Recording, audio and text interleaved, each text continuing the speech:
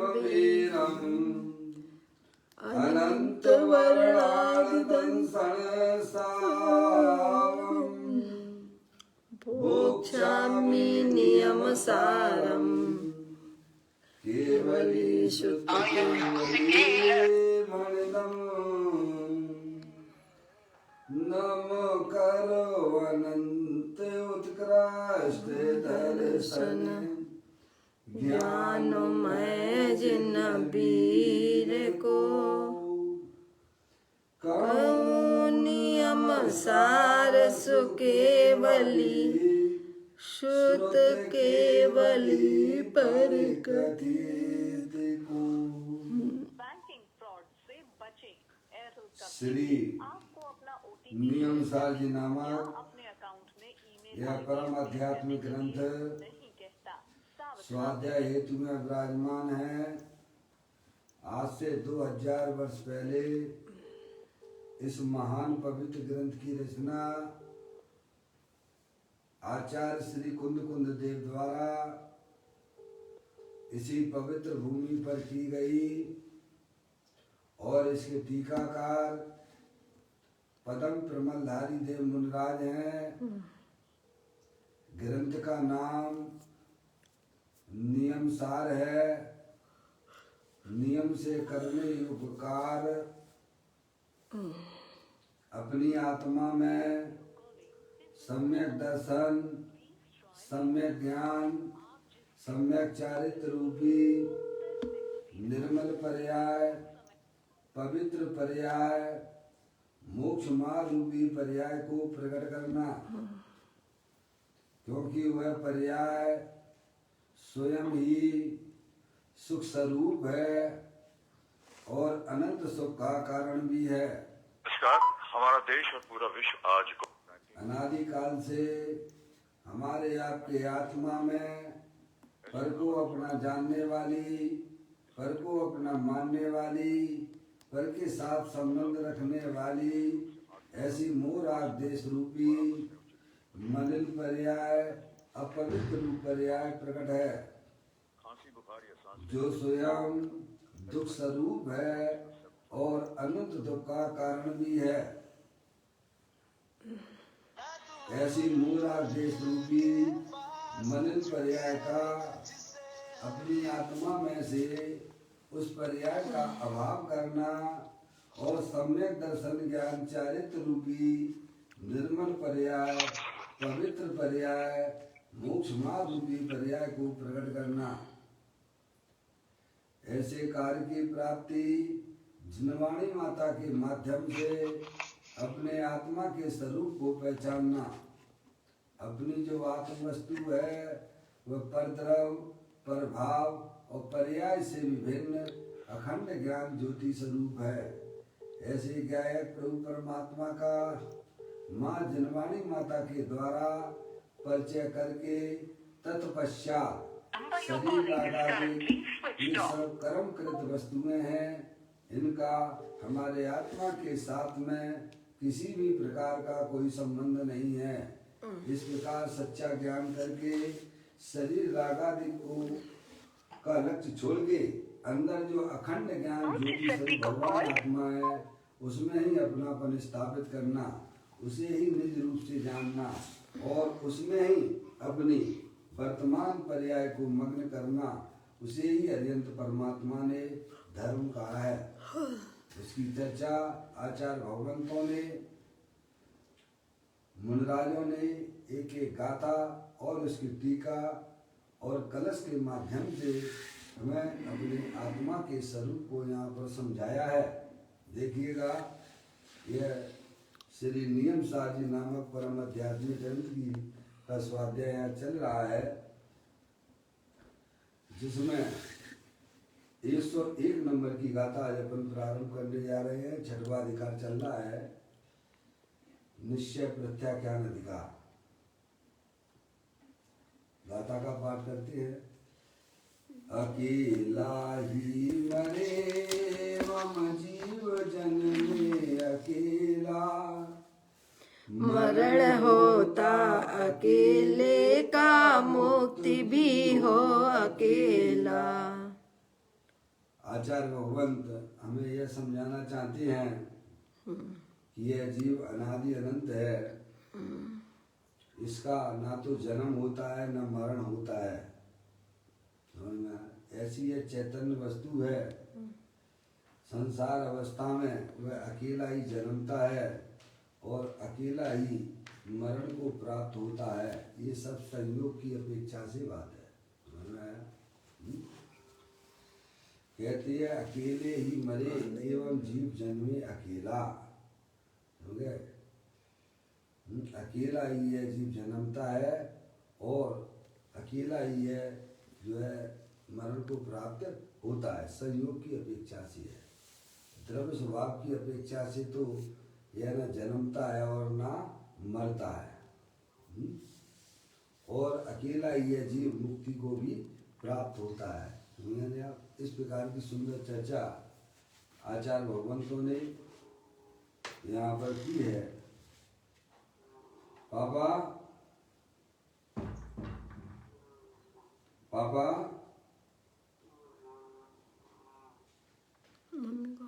Mummy mummy आवाज नहीं आ रही है भाई। कौन सो रहे बताए थोड़ा। पारसमणि पारसमणि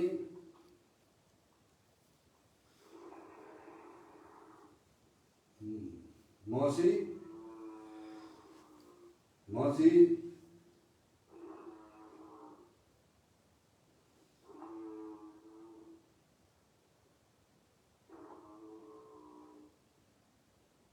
मौसी आवाज नहीं आ रही भाई। आप बोलो नहीं तो फिर मुझे फोन काटना पड़ेगा। तो मुझे समझ में नहीं आ रही कि कौन सो रहा है। मौसी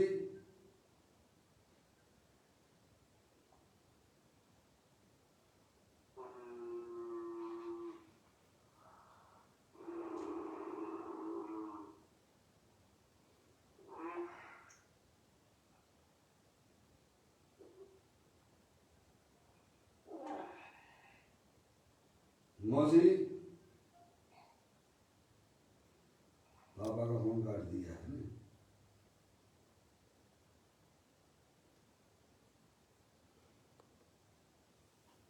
आवाज खुली है कि नहीं खुली? सब लोग कोई बोल ही नहीं रहा। अरे आवाज आ रही कि नहीं आप लोगों को? हल्की आ रही है। हाँ तो आप बोलो ना। हल्की आ रही तो बोलोगे तो हम तो तभी समझेंगे ना। क्या कौन सो रहा है मेरे को पता ही नहीं पड़ पाता है ना। अभी बोलना चालू करेंगे जब तो है। पारसमणि पारसमणि देखो आप नहीं बोलेंगे तो फिर क्या है। मुझे देखो इसमें उनको रिंसी का मैंने काट दिया है। उनको लगा के देख लो। अभी तो ठीक चल रहा है। लो चलिए 101 नंबर की गाथा आज अपन यहाँ इसका स्वाध्याय प्रारंभ करने जा रहे हैं।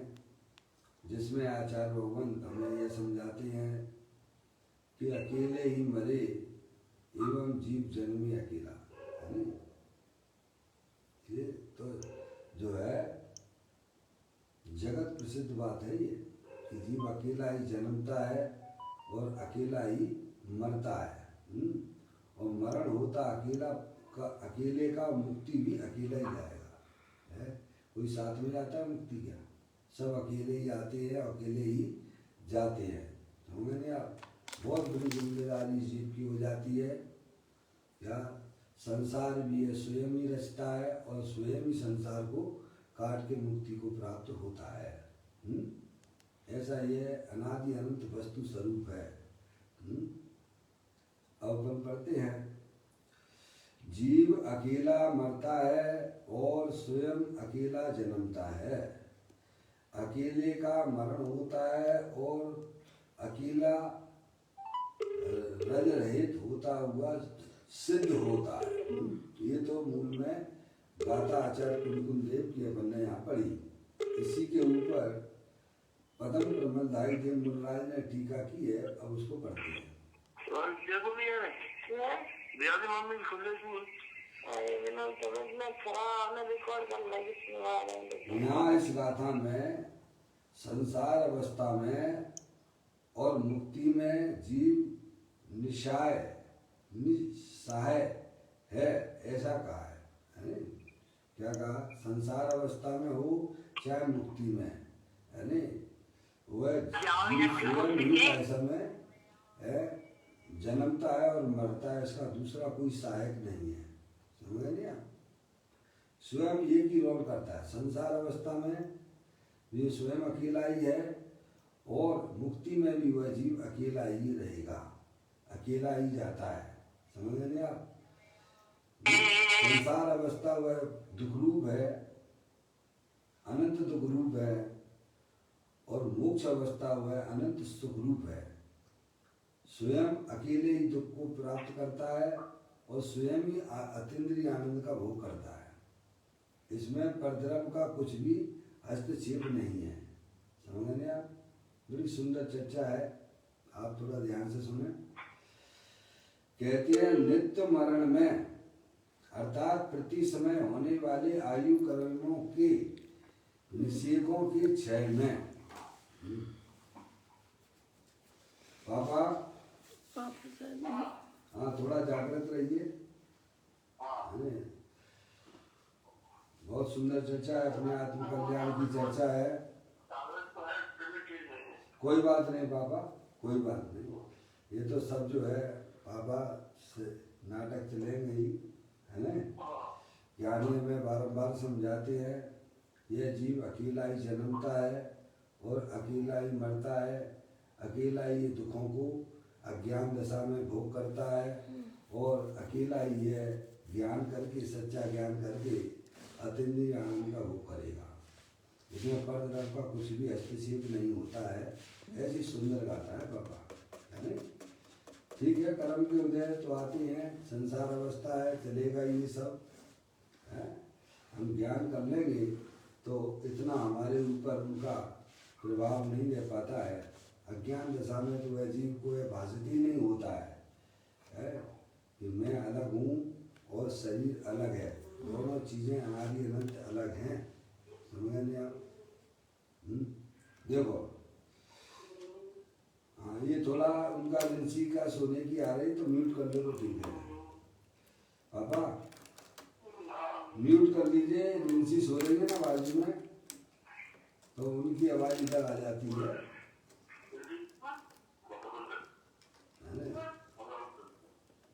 पंखा नहीं, वो रिंसी के सोने की आवाज़ आती है पापा, है ना? हाँ, कोई बात नहीं। आत्म जागृति को ही अनंत परमात्मा ने धर्म कहा है। क्या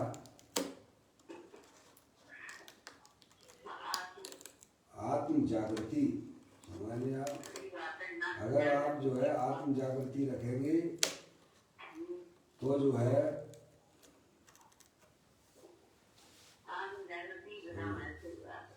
अगर आप बिल्कुल सचेत रहेंगे तो अब जो कर्म जो अज्ञान अवस्था में बनते थे वे बनना बंद हो जाएंगे। सही बात है। समझे आप? चोर जब तक आते हैं जब तक आप मालिक सो रहा है। जहाँ मालिक जागृत हो जाता है वहाँ के चोरों का आना नहीं होता है। कोई आपके ऊपर किसी प्रकार का हमला नहीं कर सकता है। आप जागृत हो गए हैं तो समझ लीजिए आपने बहुत बड़ा अपने जीवन में काम कर लिया है। यही तो हमें आचार्य भगवान कहते हैं, यह जीव संसार अवस्था में भी अकेला ही है और मुक्त में भी अकेला ही रहेगा, कोई साथ में जाने वाला है। समझेंगे आप? ये अनादि अनंत सिद्धांत है। ये जो सिद्धांत का सेवन करते हैं वो पर्याय में वर्तमान में सुखी होते हैं, या जो इन बातों को ध्यान नहीं देते हैं वे वर्तमान में भी दुखी हो रहे हैं और संसार में उनका जन्म मरण चलता रहेगा। इसमें पानी करने वाली बात है। सही बात है। आप देखिए यहाँ कहते हैं, ये बात आपने प्रारंभ की थी और इसके ऊपर टीका पदम प्रबंधाई देव मुराज की। अब आप सुनिए यहाँ पर, नित्य मरण में अर्थात प्रति समय होने वाले आयु कर्म के निषेकों के क्षय में और उस भव संबंधी मरण में अन्य किसी की सहायता के बिना व्यवहार में जीव अकेला ही मरता है। देखिए प्रति समय हमारा एक प्रकार से मरण हो रहा है। जो आयु कर्म है ना उनके निषेध हर समय खिल रहे हैं।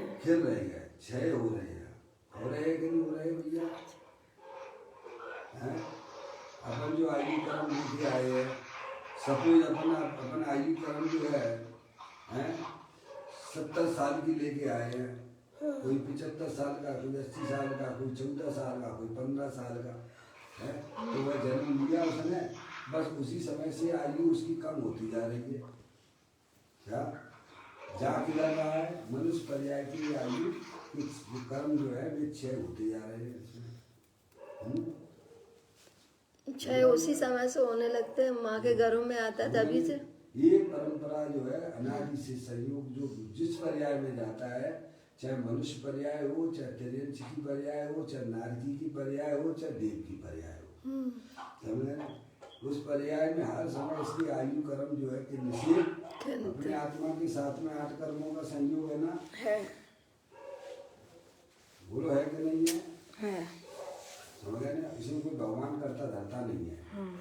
आपने जैसे अपने परिणाम पूर्व भव में किए थे वैसे ही कर्मों के फल में ये आपको शरीर मिला है। सही बात। और उतनी स्थिति के लिए मिला है। समझ गए ना? क्या उतनी स्थिति के लिए मिला, इसमें आप कम और ज्यादा नहीं कर सकते हो। ये सब जो बंटवारा आपके परिणामों के अनुसार होता है कर्मों का। अनादिकाल से ये जानने देखने वाला भगवान आत्मा है और अनादि से इसके कर्मों के साथ संयोग भी है। तो उन परिणामों के माध्यम से ये अपने जो है कर्मों को जानता रहता है। अकेला ही है, इसमें कोई करने धरने वाला नहीं है, समझिएगा। तो उन परिणामों से जो इसने आयु कर्म बंद की है, सपोज किसी ने 10 साल की, किसी ने 20 साल की, किसी ने 30 साल की, किसी ने 40 साल की, 50 साल की, 80 साल की, 100 साल की, समझ गए आप? ये आयु कर्म लेके आया। अब उसके प्रति समय उसके कर्म, उसकी जो मनुष्य आयु, समझ लिया मनुष्य आयु की बात लीजिए, है ना? तो इसमें हर समय उसकी आयु कर्म जो आयु कम होती जा रही है। मनुष्य पर्याय की कर्म जो है खिलते चले जा रहे हैं। तो ये आपके लिए एक प्रकार से मान लीजिए मनुष्य पर्याय को सबसे बढ़िया पर्याय कही गई है। चारों गतियों में मनुष्य पर्याय को ही सबसे बढ़िया पर्याय कही गई है, क्योंकि इसी में आत्मा जो है अपनी जागृति अवस्था में समझ नहीं, आप बहुत बड़ा काम कर लेता है, नर से नारायण भी हो जाता है। अन्य पर्यायों में सम्य दशम की प्राप्ति तो की जा सकती है, पर पर्याय में संयम धारण करने की जो व्यवस्था है, वह जो नर से नारायण बनने की जो बात है, वह वास्तव में मनुष्य पर्याय नहीं है। इसीलिए मनुष्य पर्याय को सबसे बढ़िया पर्याय कही गई 4 गतियों में, और जो कि आज हमारे पास में है कि नहीं है? है। अब आपने जो भी मनुष्य पर्याय की आयु बंधी थी, है, अपने परिणाम जैसे किए थे, आपने भगवान की पूजा भक्ति आदि में अगर ध्यान लगा वो किया है अपने, तो आपको उसी प्रकार की कसाई की मंदता के साथ में भाई साहब स्थितियाँ मनुष्य को पर्याय आपको और अच्छी होने पर भी उसकी स्थिति भी लंबी मिलेगी। और आप उसी पर्याय में कैसा में आपने गंदे काम किए हैं, पाप के परिणाम किए हैं, तो कसाई के परिणाम किए हैं, तो वो जो है वो अच्छी पर्याय की स्थितियाँ कम मिलेंगी। समझ गए आप? ये सब परिणामों का खेल है। तो यहाँ कहते हैं कि यह जीव जो है निरंतर मनुष्य पर्याय में है, तो आयु कर्म उसकी हर समय, आयु कर्म के निश्चय हर समय खिलते चले जा रहे हैं। समझिए आप कितनी कीमती जो है मनुष्य पर्याय है मौसी, कितनी कीमती है। ये तो आपको जब समझ में आएगी भाई साहब, जब आप जो है कैसा में नरक में थे, तब मैं मनुष्य पर्याय प्राप्त करने के लिए हमारा आत्मा तड़पता था। तिर्यंश गति के जीवों को हमारे सामने ही दिखाई दे रहा है।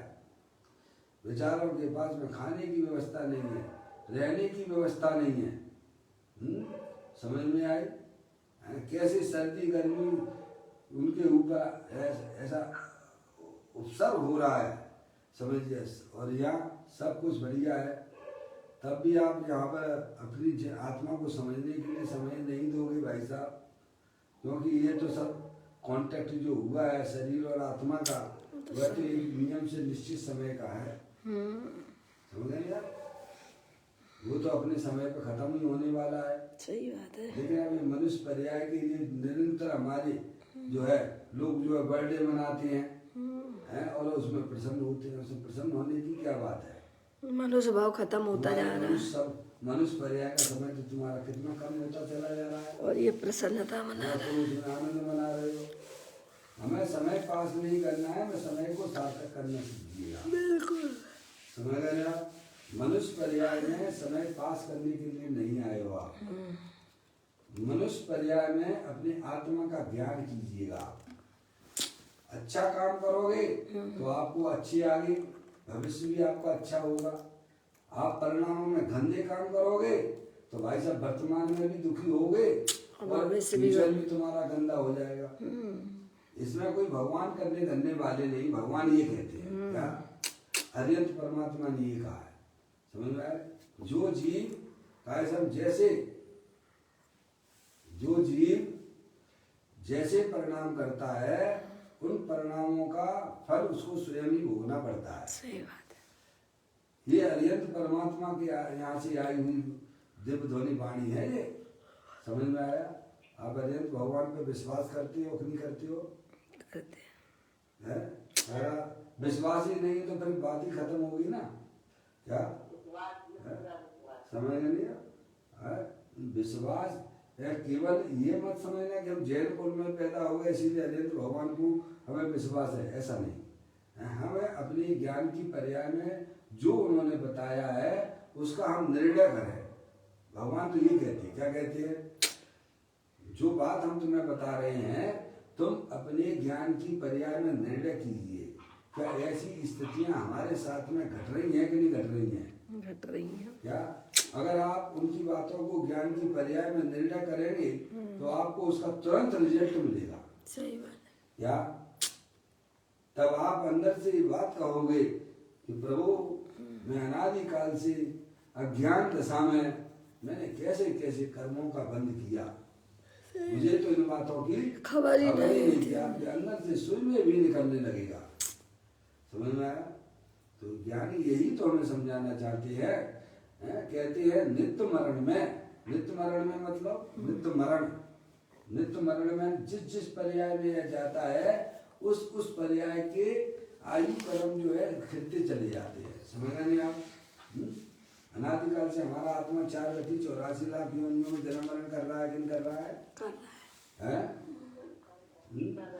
संयोग मिला, जो भी संयोग मिला उस समय उसकी आयु कर्म चीज होती है। तेरे इस गति में भी गया, कुत्ते बिल्लियों की 10-12 साल की और 12 साल की उम्र होती है अधिकतम। कुछ कैसे हम देखो अपन देखते हैं छोटी उम्र में ही मर जाते हैं, जन्म लेते ही मर जाते हैं। कुछ 1-2 साल बाद मर जाते हैं। ऐसे मनुष्यों में भी देख लिया आप, जिस आया बाकायदा कोई गर्भ में मर जाता है, कोई पैदा होते मरता है, कोई 2 साल बाद मर जाता है, कोई 10-12 साल बाद मरता है। समझ आप? सबके अपने अपने आयु कर्म उनके आत्मा के साथ ये अनादिकाल की है, समझिए आप। इसमें कोई करता धरता नहीं है। जीव जैसे अपने परिणाम करता है, जैसे भाव करता है, और यहाँ पूरे लोकाकाश में कार्बन वर्णाएं भरी पड़ी हुई है। समझ गए आप? अज्ञानी जीवों को ना तो आत्मा का पता है, ना कर्मों का पता है, ना उनके उदयों को पता है। क्या इसीलिए हुआ उनमें लिपटता चला जा रहा है। समझ में आया? ज्ञानी को जब ज्ञान हो जाता है, उस आत्म जीव को ज्ञान हो जाता है, अरे भाई मैं तो चेतनेश्वर भगवान आत्मा हूँ, जानने देखने वाला पदार्थ हूँ। ये शरीर का संयोग तो हमारे कर्मों का फल है। जैसे हमने परिणाम किए थे वैसा फल हमें आज मिला है। समझ में आया? और आगे हम जैसे परिणाम करेंगे उनका फल भी मुझे मिलेगा। सही बात है। समझ में आया? तब वह जीव सावधान हो जाता है। कौन ऐसा व्यक्ति होगा जो अपना का ऐसा बुरा चाहता है? मैं तुझे लगता कोई नहीं चाहता है? अज्ञान दशा में है, उसे पता नहीं है, वो बात अलग है। जैसे ज्ञान हो जाता है तो मैं तो समझता हूँ कोई भी जीव अपना बुरा चाहता नहीं है। मौसी आपको हमको सबको यह ज्ञान हो गया है कि भाई साहब मैं चेतनेश्वर भगवान आत्मा अनादि अनंत रहने वाला हूँ। आपको इतना बढ़िया मौका मिल गया है? जिन्हें देव परमात्मा मिल गए, उनकी वाणी मिल गई है भाई। अब तो जागृत होने का समय है, अब सोने का समय नहीं रहा है। अपने आत्मा में जागृति लाइए। आप जितना अच्छा करेंगे आप अपने लिए करेंगे, जो भी बुरा करोगे आप अपने लिए करोगे। ऐसा अनादि अनंत वस्तु स्वरूप है। तो कहते हैं नित्य मरण में, यानी अर्थात प्रति समय होने वाले आयु कर्मों के निषेधों के क्षय में, हर समय का समय देखो अपने कर्म जो है क्षय होते चले जा रहे हैं। मनुष्य पर जाए जितनी आपने जी ली उतनी तो है भी नहीं है खाने से। और कोरोना के काल में तो ऐसी बातें भी ना करना। समझ में आया? तो कहते हैं प्रति समय होने वाले आयु कर्म के निषेधों के क्षय में, नित्य मरण में, और उस भव संबंधी मरण में अन्य किसी की सहायता के बिना व्यवहार से जीव अकेला ही मरता है। समझे नहीं आप? पापा ये तो हमारे सामने की बात है ना। अकेले आए हो और अकेले ही मरण को प्राप्त होते हो, और अकेले ही सुख दुख भोग रहे हैं। अकेले ही सुख दुख भोग रहे हो। कोई किसी का बांट रहा है? बताओ। नहीं। हमारे तकलीफ हो रही है तो आप दूर कर पाओगे क्या? है? और आप भी अगर सच्चा ज्ञान कर लोगे तो आप भी दूर भी कर सकते हो। ये तो बहुत अच्छी बात है। मेरे दुख को मैं दूर कर सकता हूँ, और मेरे दुख को कोई दूसरा दूर करे तो भाई साहब है तो समझिए आप निरंतर पामरी बने रहोगे। तो इसके आगे तुम गिड़गिड़ाते रहोगे, भाई साहब हमारे पर्याय का दुख दूर कर दो, हमारे पर्याय का दुख दूर कर। बैठ, मैं नहीं करता। तो क्या होगा? क्या स्थिति बनेगी? है भगवान से ही कहो कि भगवान हमारे दुख दूर कर दो, हमारे दुख दूर कर दो। है कर पाएंगे वो क्या? बताइए। अगर वे करते होते तो भाई साहब पर्याय में निरंतर पामरता बनी रहेगी आपकी। एक तरफ दूसरे दुख का अभाव कर सकता होता तो भाई साहब आपको उसके सामने गिड़गिड़ाना ही पड़ता है। उसकी इच्छा है तो करेगा, नहीं तो नहीं करेगा। तो ये तो पराधीनता वाली बात हो गई ना। मेरा दुख मैं ही दूर कर सकता हूं और कोई दूसरा नहीं कर सकता है। ये आत्मा के लिए, ये जीव के लिए बहुत ही सुख वाला संदेश है। क्या इसमें पामरता बिल्कुल भी नहीं है। स्वयं वो और स्वयं ही काटो। क्या पापा मम्मी, क्या मेरा दुख मैं ही दूर कर सकता हूँ, दूसरा नहीं कर सकता हूँ, ये आत्मा के लिए बहुत बड़ी अच्छी बात है। क्या इसमें पामरता बिल्कुल भी नहीं है।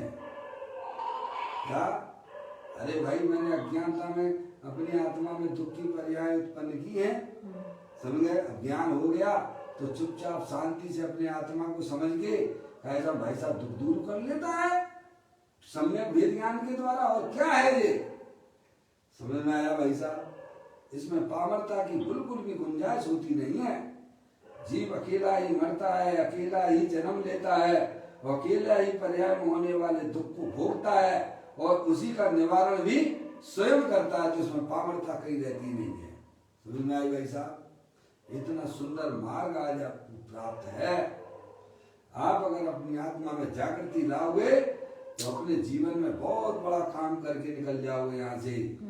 समझ में आया? अनंत अनंत जीव है, या कौन किसकी सुनता है? समझ में आया?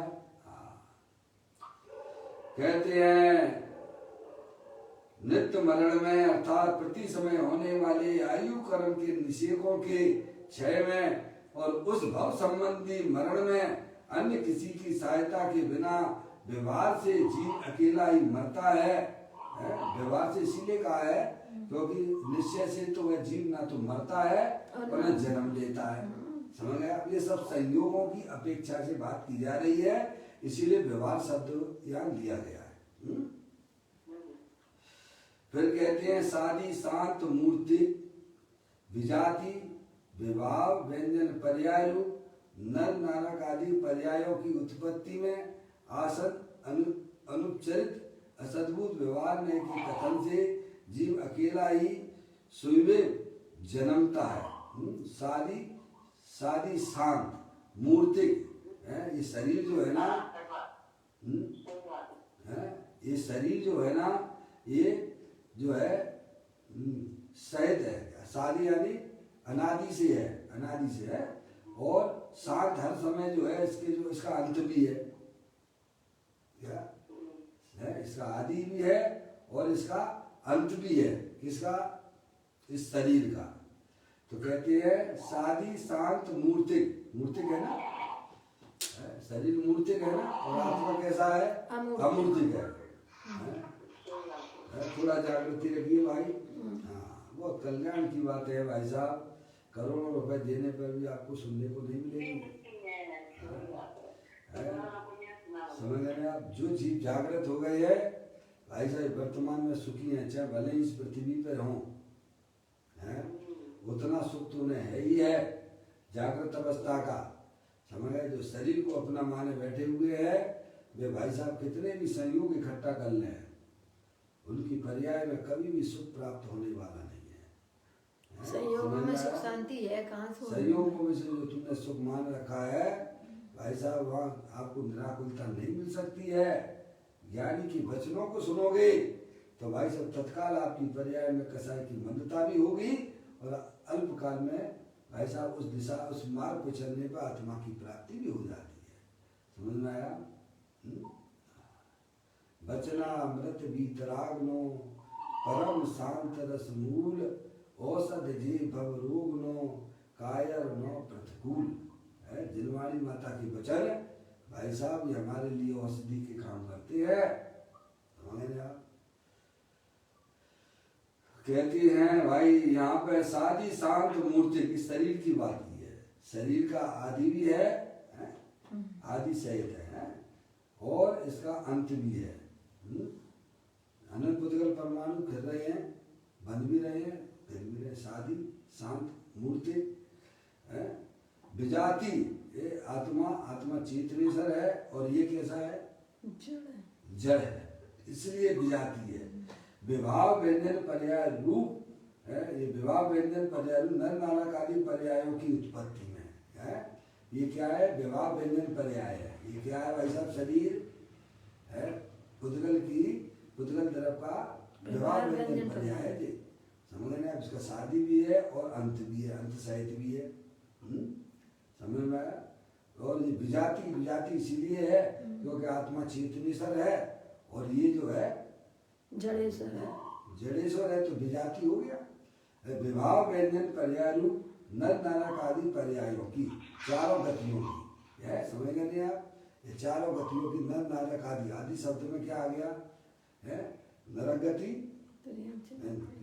मनुष्य गति, तिर्यंच गति, नरक गति और देव गति, चारों गति आ गई है। विवाह व्यंजन पर्याय रूप नर नारक आदि पर्यायों की उत्पत्ति में शरीर की उत्पत्ति होती है। क्या समझ में? और इसी का मरण होता है। चेतनेश्वर भगवान आत्मा तो अनादि अनंत न जन्मता है ना मरता है। तो मैं तो वो ही हूँ, तो न मेरा जन्म है न मेरा मरण। जब ज्ञान सच्चा हो जाता है तो जीव की पर्याय भाई साहब इतनी सुख की प्राप्ति हो जाती है, उनका शब्दों में कहना भाई साहब पॉसिबल नहीं है। कहते हैं विवाह व्यंजन पर्याय रूप नर नारक आदि पर्यायों की उत्पत्ति में आसन अनुपचरित असद्भुत व्यवहार नय के कथन से है। ठीक है? जीव अकेला ही शून्य जन्मता है, सर्वबंदी जनों से। पापा मम्मी थोड़ा आवाज इधर आया। आवाज क्या बोले पापा? हाँ आपकी आवाज अब आ रही है, सोने की बीच में आवाज आ जाती है तो मेरे लिए थोड़ा दिक्कत हो जाती है ना? कोई बात नहीं पापा, म्यूट भी कर लीजिए तो चल जाएगा, है ना? यार अगर आप थोड़ा जागृत रहेंगे तो थोड़ा पैसा में है तो कोई दिक्कत नहीं है ना? क्या करें, तो कर्माधीन व्यवस्था है, कोई बात नहीं है, तो कर्म आए जागृत हो जाओ। देखो हमारे मुनराजों के ऊपर शरीर में कैसे कैसे भयंकर रोग होते हैं। सनत कुमार मुनराज हैं, जिनका बताते हैं 700 वर्षों तक कैसा में उड़ रहा था, समझ ले, पर्याय में बिल्कुल भी दुख नहीं था उनकी, समझे?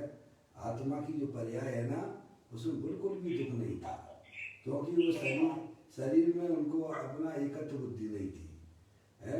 शरीर में जो है राग दुख का कारण होता है, एकत्व बुद्धि दुख का कारण होती है? अपन थोड़ा सा अभी से अपनी पर्याय को इस प्रकार से तैयार करेंगे तो भाई साहब फिर कैसा भी रोग आ जाए, थोड़ा थोड़ा जितना राग उतना दुख रहता है, ज्ञानियों को भी रहता है। तो वेद ज्ञान की ज्योति है उनके पास में, तो भाई साहब वो फर्क ही नहीं पड़ता है। आती है विविध प्रकार के कर्म बने हैं ना, हमारे अज्ञानता से हमने बांधे है ना। अब जागृत हो जाओगे तो भाई साहब आप बहुत बड़ा काम कर रहे हैं अपनी आत्मा के लिए। देखिएगा यहाँ कहते हैं सर्व बंधु जनों से रक्षण किए जाने पर भी, कितने हमारे मित्र वगैरह परिवार में कितनी का हम रक्षा करते हैं, फिर भी है दवाई ट्रीटमेंट करवाते हैं, आयु पूरी होगी तो निकलना पड़ेगा ना भाई साहब। कोई नहीं रोक पाएगा। कौन रक्षा कर सकता है? कोई नहीं। समझिए आज ज्ञान मिल रहा है, ये समझिए आपको अमृत के समान काम कर रहा है ये, है? सर्वबंधु जनों से रक्षण किए जाने पर भी महाबल पराक्रम वाले जीव का अकेले का ही अनिश्चित होने पर भी स्वयं मरण होता है? बोलिए आप, इसमें कौन क्या कर सकता है? आप बोलते ही हो तंत्र मंत्र यंत्र, मणि मंत्र तंत्र नहीं होवे, मरते न बचावे। कौन बचा सकता है आपको? मणि मंत्र एक सच्चा ज्ञान आपके पास में वही बचा सकता है, समझे?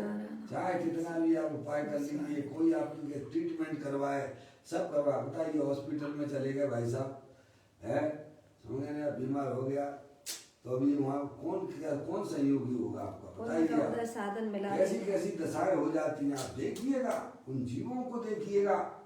गुरुदेव श्री तो जाते थे, हैं, रोग होने की अवस्था में नहीं आते थे, निरोग जब थे तब जाते थे, देखते थे, ओहो कैसे कर्म के थपेड़े पड़ रहे हैं इसमें, ये भगवान आत्मा है, ये वैराग आता था परिणामों में, समझ में आया? ओहो ये कर्म तो भाई साहब किसी को नहीं छोड़ते हैं, सबके उदय आती है, लेकिन जो जागृत हो गए हैं वे निर्जरत करते हुए भाई साहब आगे बढ़ते हैं। समझे आप? हर समय परिणामों में वैराग उत्पन्न हो, हमें उसमें का जो पर्याय मिली है उसमें मस्त नहीं होना है, हमें अपनी पर्याय में ज्ञान जागृत करना है? तो मेरा सुख मेरे अंदर ही भरा पड़ा हुआ है, मुझे खबर तक नहीं है। आप ज्ञान करोगे तो वर्तमान में वो सुख हमारी पर्याय में भी व्यक्त हो जाता है भाई, या यही बात कही जा रही है, सर्व बंधु जनों के रक्षण किए जाने पर भी, हमारे देखो करते परिवार की कितना इलाज करवाती है बेचारे, लेकिन कोई बचा पाया? डॉक्टर भी कितनी दवाइयाँ देता है, फिर भी बचा पाता है क्या? नहीं बचा पाता है, व्यवस्था ही नहीं है ऐसी। स्वयं कर्म ये करता है, स्वयं ही भोगता है और स्वयं ही अकेला चला जाता है। बात है ना सामायिक में, स्वयं किए जो कर्म सुभासु फल निश्चयी, स्वयं किए जो कर्म सुभासु फल निश्चयी वेदे, करे आप फल दे, अन्य तो स्वयं किए निष्फल होते। अंदर में इस बात का विश्वास हो जाएगा तो आपकी पर्याय में भाई साहब बिल्कुल अतीन्द्रिय आनंद आने वाला है, समझे? इस बात का अगर आपको विश्वास हो जाए तो आप सावधान हो जाओगे और किसी को ऐसा नहीं देखोगे भाई साहब मेरा दुश्मन है, समझ में आया? यही नहीं है कोई किसी समझ का आया? दुश्मन। हाँ। फिर तो आपको बिल्कुल ज्ञानी हो गए हो आप। पार्श्वनाथ भगवान के ऊपर कितने उपसर्ग किए हैं, तो कभी भी कमट को उन्होंने अपना दुश्मन शत्रु नहीं देखा। उन्हें मालूम है मेरे कर्म के उदय से ये सारी घटनाएं घट रही हैं, और अगर मैं इसमें लिपट गया, मैंने उसका प्रतिकार किया, तो उल्टे कर्म और बांध लेंगे। क्या होगा भाई साहब? गंदगी जब हम करेंगे तो साफ भी हमें ही करना पड़ेगा। समझ में आया? ज्ञानी जानते हैं दूसरे व्यक्ति का कोई भी दोष नहीं है। माँ सती सीता के ऊपर भी कैसे उपसर्ग आए, लेकिन उन्होंने कभी भी राम को दोषी नहीं देखा है। समझ गए आप? वो तो जो है 3000 वर्ष तक अनंग सरा 3.5 समझिए आप, चक्रवर्ती की इकलौती पुत्री थी वो। 22,000 उसके भाई थे। क्या कर पाए? कुछ नहीं कर पाया। बोलो, और हमारे पास कुछ नहीं तो बताइए आप। चक्रवर्ती की पुत्री और 22,000 उसके भाई। फिर भी भाई साहब जंगल में कितने हजार वर्षों तक रही? 1-2 दिन नहीं रही, 3.5 सोचिए, विचार कीजिएगा। हैं? उदय की बलवत्ता है। इसमें कोई कुछ नहीं कर पाता भाई। अभी से सावधान हो जाइए, किसी के साथ बुरा मत कीजिए आप, क्योंकि वे परिणाम जो तुम करते हो उनका फल तुम्हें भोगना पड़ेगा भाई। ज्ञानी तो सावधान हो जाता है, वो जानता है बाद में जो भी प्रतिकूलता आती है सब हमारे कर्म के उदय से आती है, तो वो सावधान हो जाता है तो नए कर्म नहीं बांधता है। यही तो जागृति का काम है ना, है? समझ में आए भाई? मौसी, बस अपने कर्मों का विचार करो। बाद में जो भी प्रतिकूलता मिलती है, अभी कोरोना वायरस आ गया मौसी, क्या देवगति के देव जीवों के पास में भी ये कोरोना वायरस होगा क्या? सोचिए, हैं? तो हमारे सहयोग में ये मिला है, तो हमारे पाप के उदय से मिला है ना। हमने कुछ ऐसे कर्म किए होंगे जो आज ये सामने हमारे कोरोना के रूप में आया है, तो क्या करना? घबराने की जरूरत नहीं है, सच्चा ज्ञान करना। क्या करना? सच्चा ज्ञान करोगे तो परिणामों में निराकुलता होगी। ऐसा मेरे आत्मा के साथ में कर्मों का संबंध अनादि से है, उनके उदय हर समय आ रहे हैं।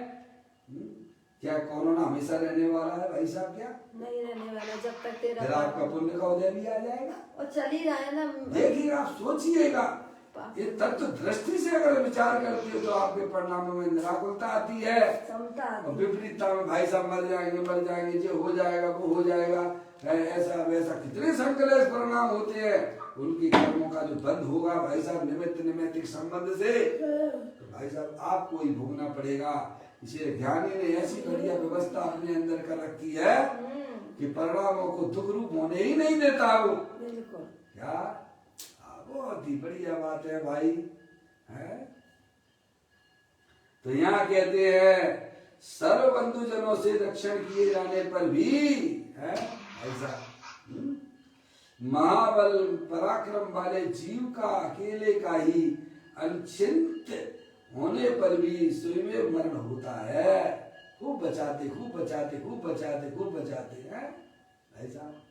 अब उसका आयु कर्म आ गया नजदीक में, से कोई बचाने वाला नहीं है।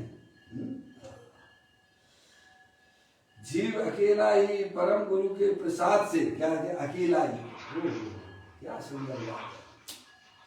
जीव अकेला ही परम गुरु के प्रसाद से प्राप्त स्वात्माश्रित निश्चय सुख ध्यान के बल से निजात्मा को ध्याकर रज रहित होता हुआ सीख निर्माण को प्राप्त करता है। बोलिए भाई साहब, विपरीत में चलने में भी आप ही हो और सीधे चलने में भी आप ही हो।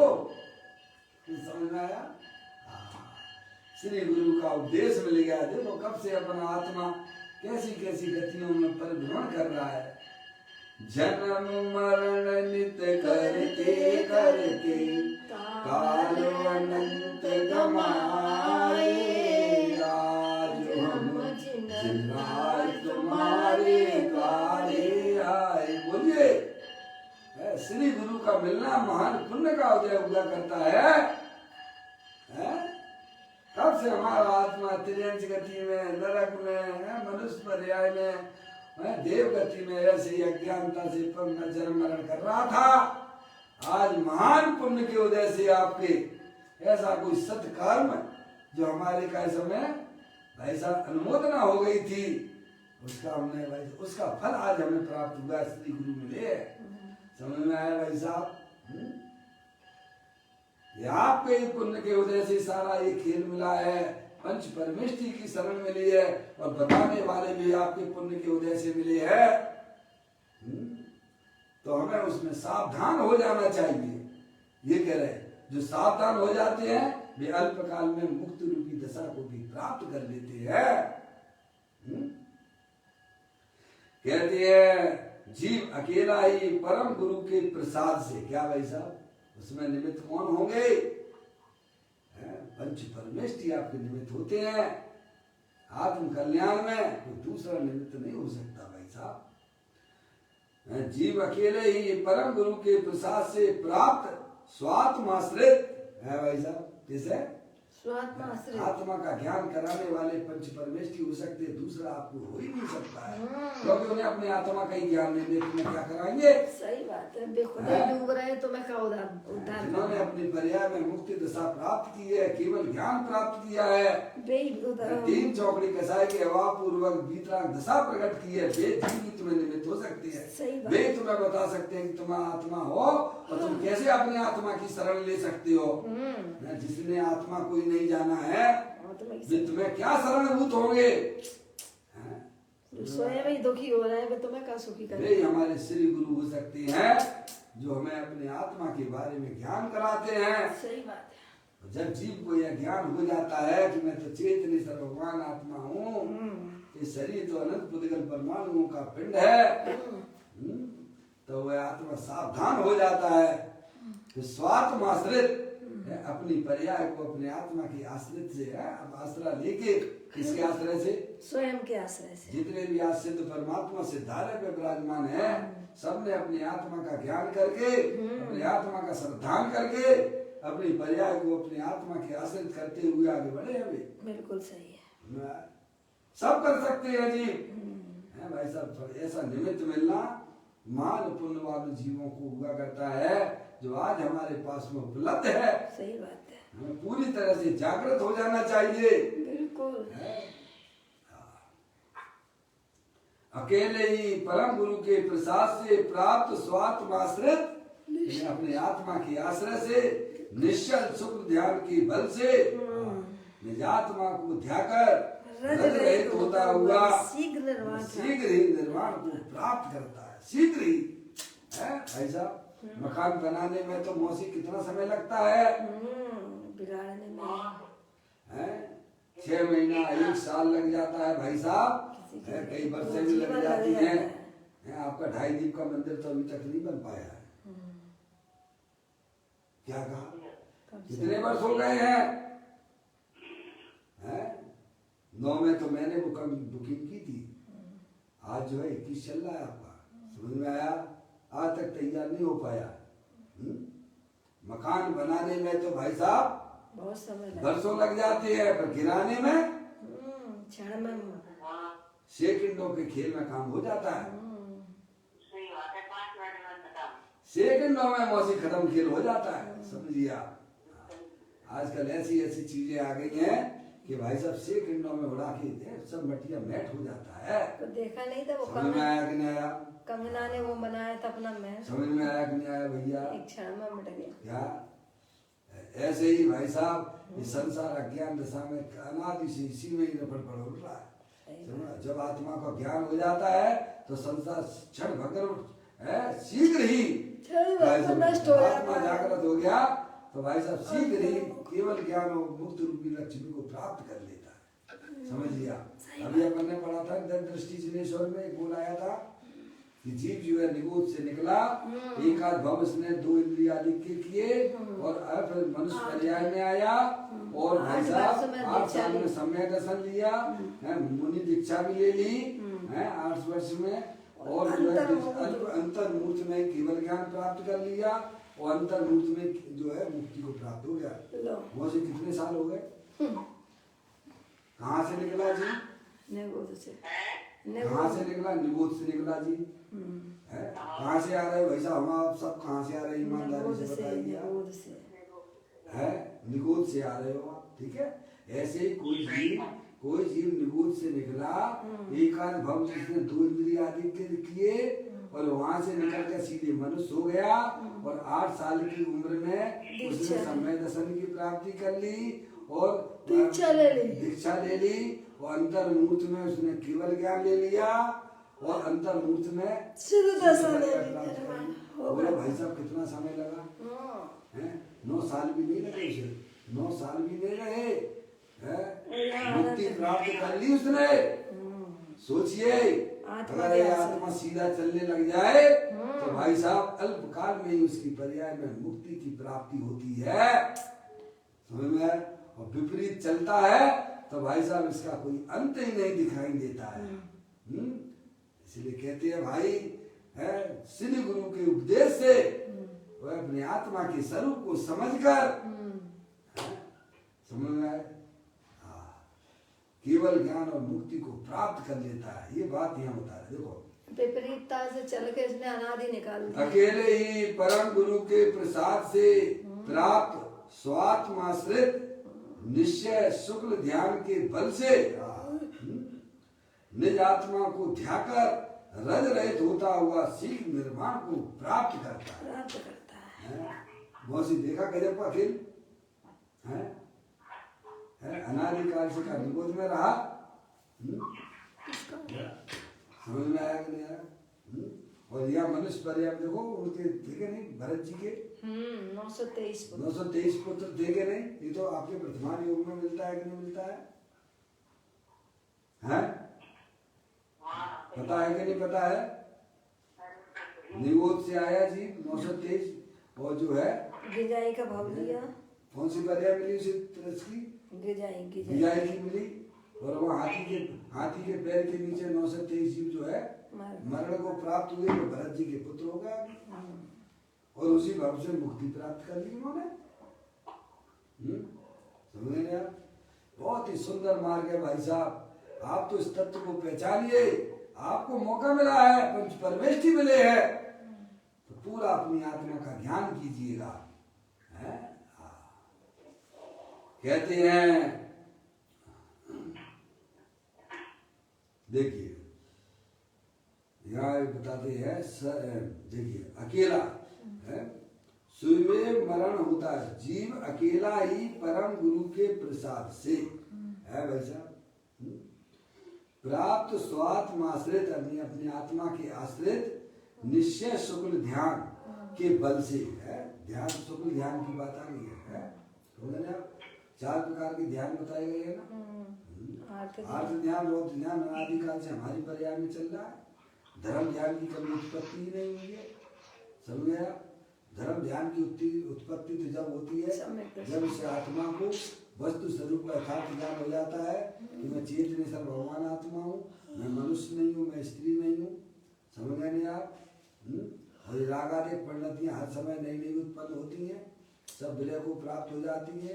ये हमारे आत्म स्वरूप के अंदर प्रवेश नहीं करती है। ऐसा सच्चा ज्ञान होता है तो आत्मा का अनुभव हो जाता है उसे और फिर वह साधना आराधना के द्वारा अपनी पर्याय को है अपने शुद्ध स्वभाव को साधता हुआ। आज इसकी चर्चा आने वाली है दृष्टि जिनेश्वर में। समझ में आया? तो अपनी आत्मा की साधना आराधना करता हुआ धर्म ध्यान प्राप्त करता हुआ शुक्ल ध्यान में मुनराज हो गया। समझ गए? मुनराजों की शुक्ल ध्यान होता है। ये इसका 8वें गुणस्थान का पहला समय का हो या 7वें गुणस्थान का अंतिम समय का हो। तो कहते हैं निज निश्चय शुक्ल ध्यान के बल से निज आत्मा को ध्याकर अपने आत्मा को ध्याकर किसके लिए ध्याकर निज आत्मा को ध्याकर रज रहित ये रज रहित समझ लें आप?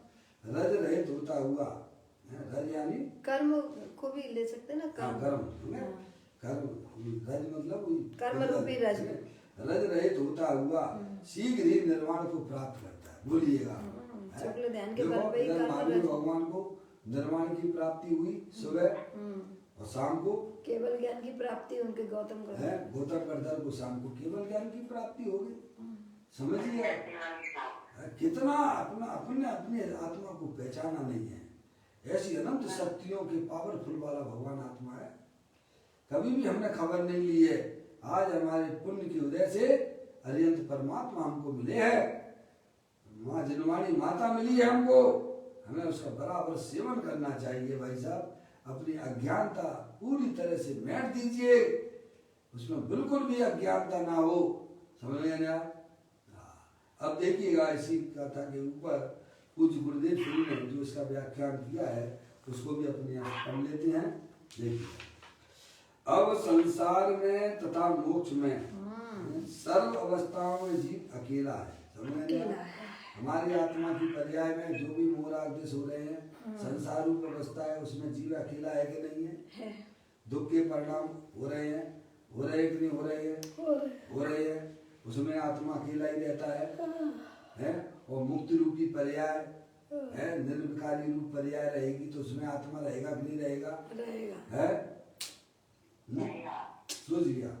तो कहते सर्व अवस्थाओं में, चाहे वह संसार रूपी अवस्था हो, मूलादेश वाली हो, अथवा समय दर्शन ज्ञान चारित्र वाली पर्याय हो, उन सर्व अवस्थाओं में जीव है अकेला ही रहता है।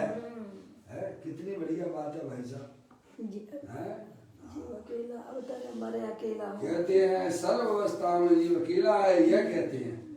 आगे देखते हैं, पढ़ो।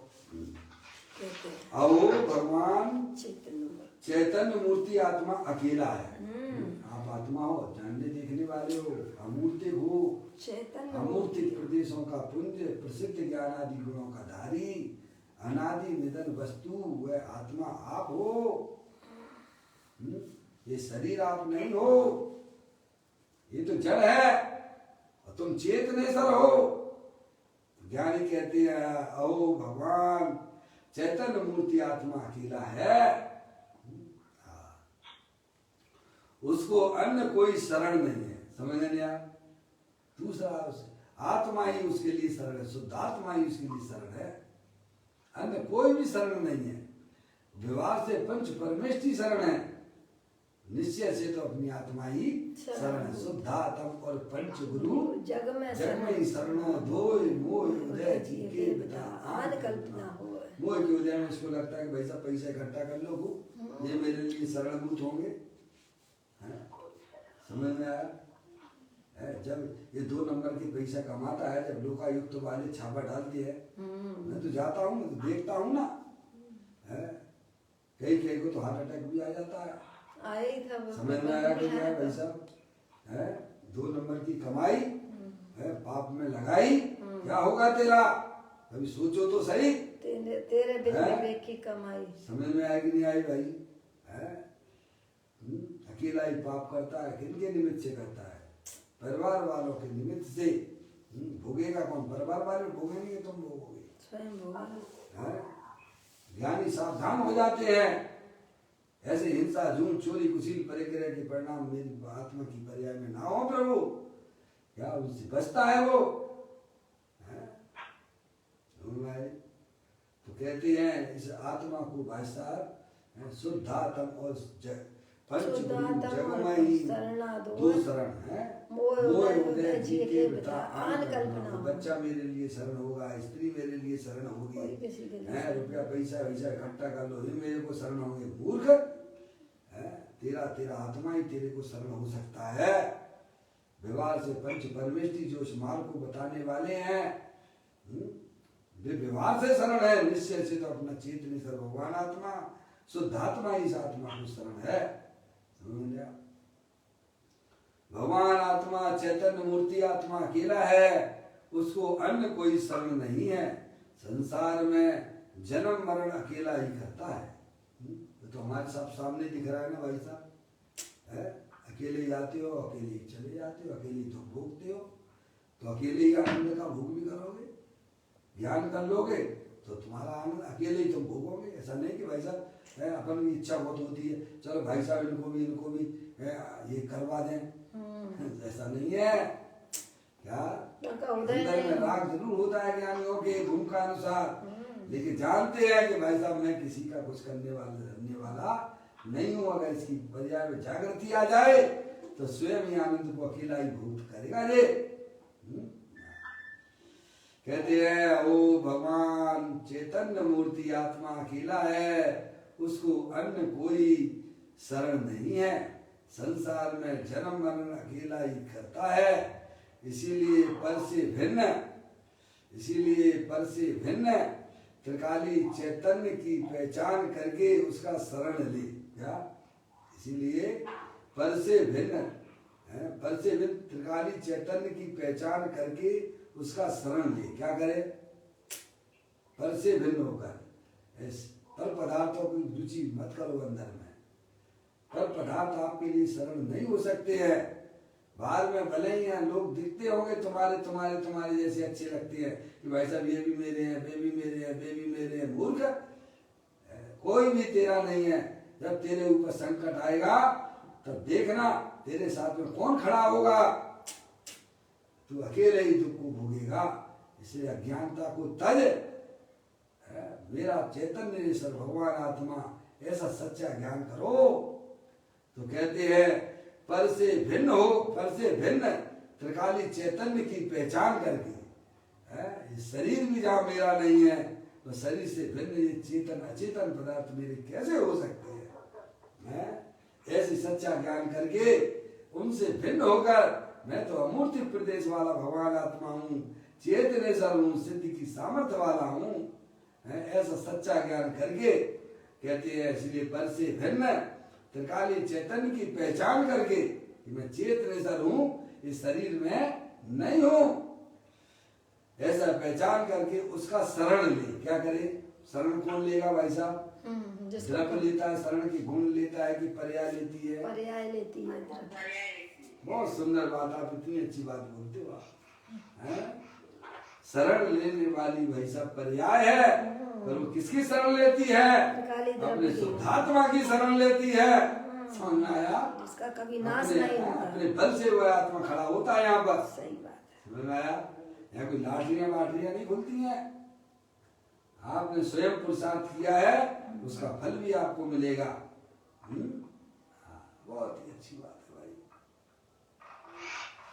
पर से भिन्न त्रिकाली चैतन्य की पहचान करके उसका शरण ले। बस पर्याय अपने त्रिकाली ध्रुव भगवान आत्मा के पास वैष्णव रसा स्वामी करे। यही वास्तव में आत्मा की है, यही पर्याय आत्मा की शरण है। कौन सी शरण है? पर्याय सब तरफ से विमुख होती हुई अपना जो अंदर चेतनेश्वर भगवान आत्मा है उसकी आश्रय ले लेती है। यही वास्तव में आत्मा को शरण है। आत्मा के लिए शरण है। ऐसी वस्तु अंदर पड़ी हुई है भाई साहब, जिसका सेवन अनंत सिद्ध परमात्मा करते हैं।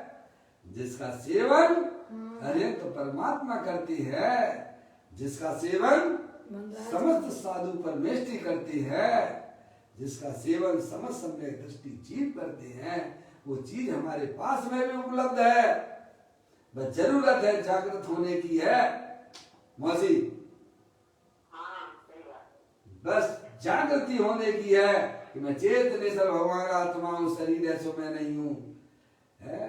चाहे स्त्री का शरीर हो, चाहे मनुष्य का शरीर हो, चाहे कोई भी जाति का शरीर हो, कोई भी गति का शरीर हो, वो मैं नहीं हूँ। मैं तो चेतनेश्वर भगवान आत्मा हूँ। अपने आत्मा की स्वीकृति करना, इसका नाम सम्यक दर्शन सम्यक ज्ञान हुआ करता है। फिर अपनी आत्मा में मग्न रहना, आनंद में मग्न रहना, इसी को ज्ञानी सम्यक चारित्र कहते हैं भाई। कहते हैं पर से भिन्न त्रिकाली चैतन्य की पहचान करके उसका शरण ले। ऐसे आत्मा को पहचानने वाले को प्रत्याख्यान होता है, वही वास्तविक त्यागी है। बिल्कुल सही बात। जो अपनी आत्मा की ज्ञान नहीं है, उसे श्रद्धा नहीं है, वह भले ही बाद में क्रिया जितना भी करता हो, अनुव्रत महाव्रत के ढेर लगा लिए हो, लेकिन वो त्यागी नहीं हो सकता है। सही बात है। जिसने मोह को त्याग दिया है वही वास्तविक त्यागी होता है। सच्चा त्याग। क्या संयोगों से अनंत बार हमारा आत्मा भगा है। संयोगों से दूर तो कई बार हुआ है, लेकिन मन में अंदर में वही चल रहा है कि संयोग मेरे है। वह त्यागी कभी नहीं हो सकता है भाई। संयोग का तो अभाव जिसने रहा। मोह का त्याग कर दिया है, समय में आया पर धर्म के प्रति जाने वाली परिणतियां जो मोह के कारण से भागा करती थी, उसको इसने वेद ज्ञान के द्वारा क्या कर दिया है? अभाव कर दिया। स्वाहा। क्या कर दिया है भाई साहब?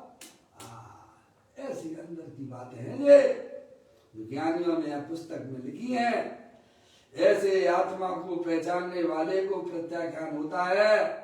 चिदानंद आत्मा को बाहर का शरण नहीं है। मुक्ति पाने में भी अन्य कोई शरणभूत नहीं है। मुक्ति प्राप्त करने के लिए भी भाई साहब तुम्हारा आत्मा ही होगा। जैसे कोई विवाहित लड़की हो भाई साहब, उसके लिए कौन शरण है?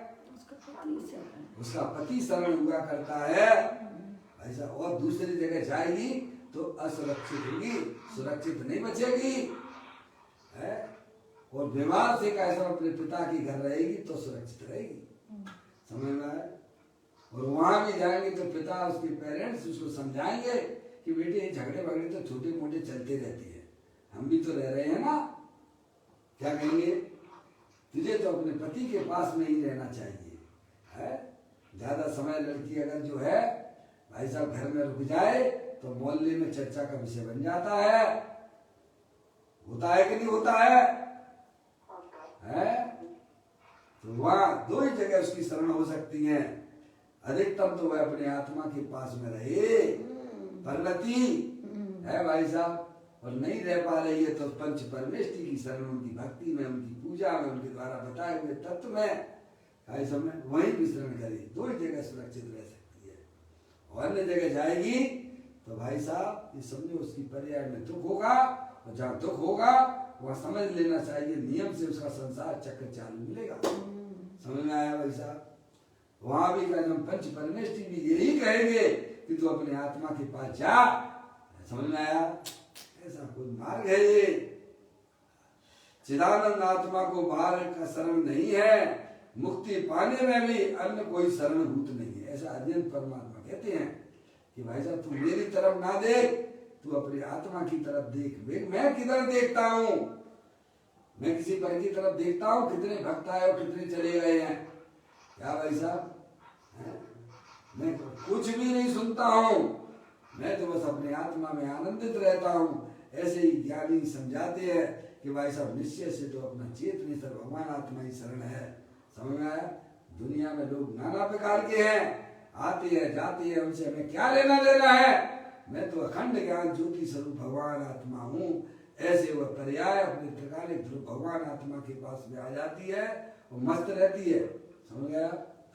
मस्तों की दुनिया में तू मस्त हो जा, आत्म के रंग में ऐसा तू रंग जा।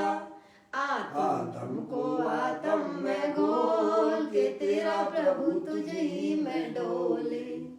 क्यों जाता गिरनार, क्यों जाता काशी, घटी में तेरे घट घट का बासी।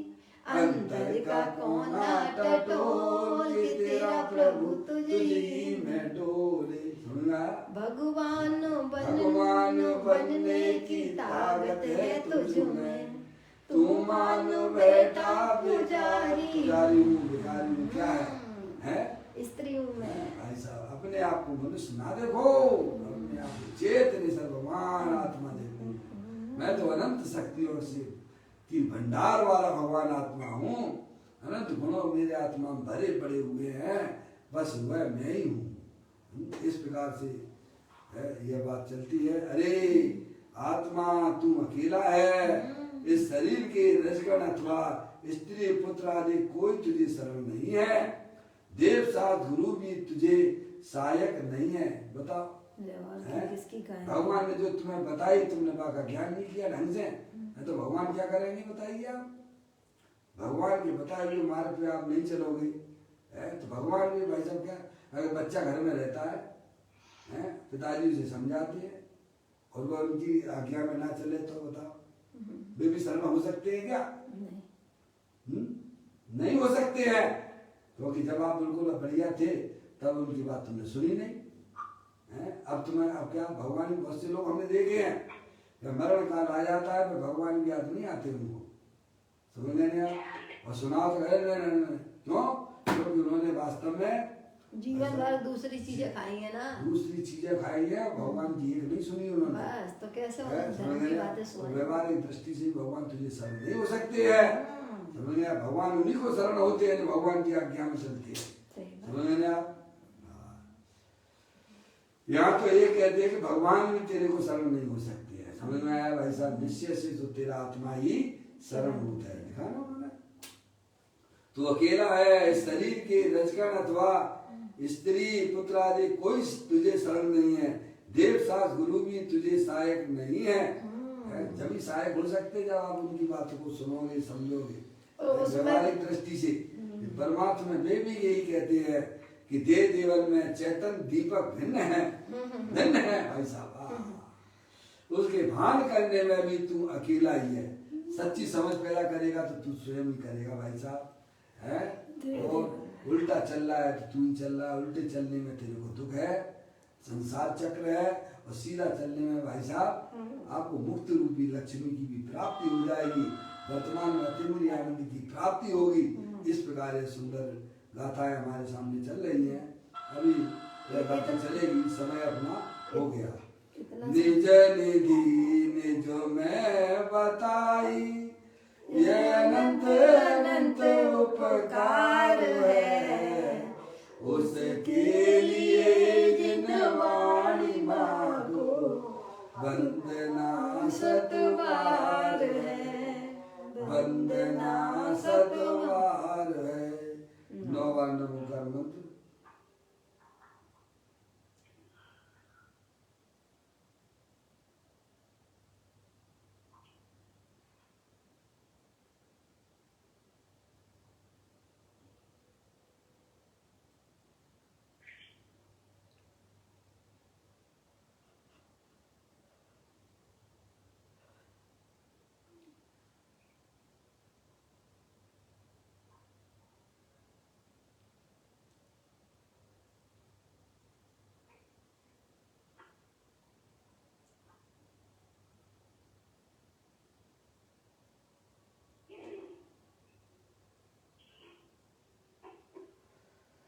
गुरुद्वार जनवाणी माता की जय। महान जैन धर्म की